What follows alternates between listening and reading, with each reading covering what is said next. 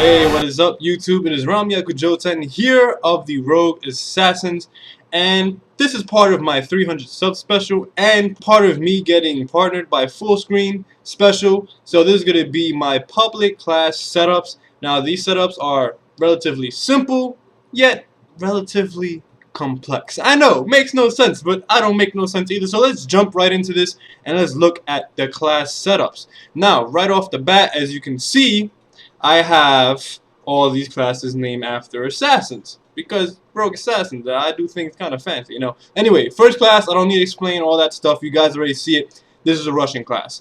This is my Russian class with the SMG. So for small maps, I usually tend to choose this class if I'm on offense because I just want to hit whatever I want to hit, whether it's a bomb site or just a chokehold point, anything like that. Then I'm going to choose this class, Dexterity. Even though Dead Silence will be better, this is pub matches, I'm not really too worried about Dead Silence and things of that nature. And Dexterity in combo with the Quick Draw with an SMG is going to allow me to aim down the sights a lot faster and beat people in gunfights, especially down the sprint.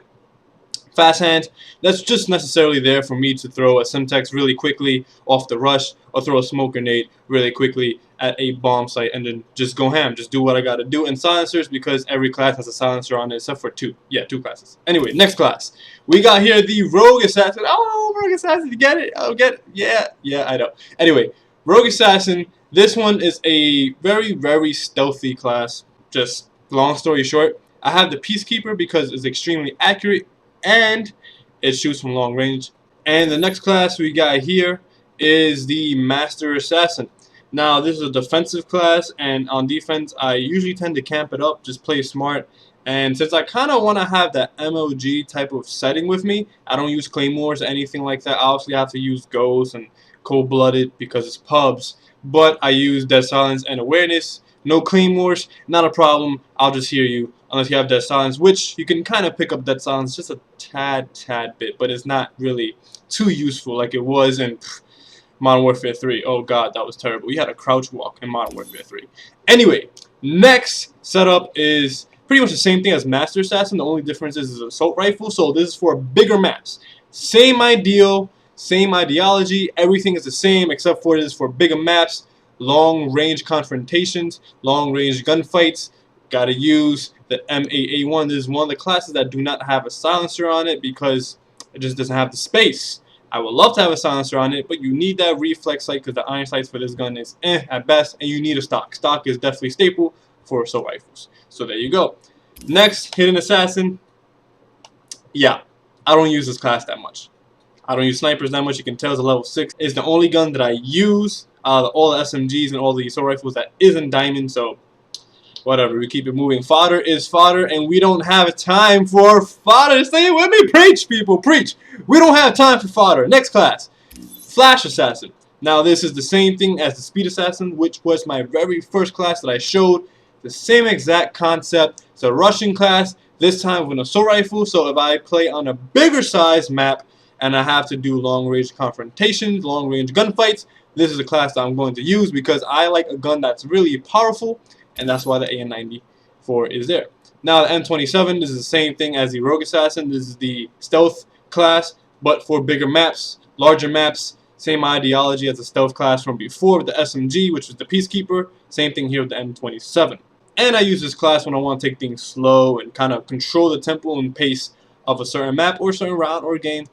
Now, this class is the Russian defensive class. It's pretty much like the same concept of the first Russian class that I showed, but instead it's for defense. If I want to hit up those bomb sites that are really far away from the spawn, or I just want to rush the team because I know they're not going to expect it, then I just use. Same thing here with the Scar H.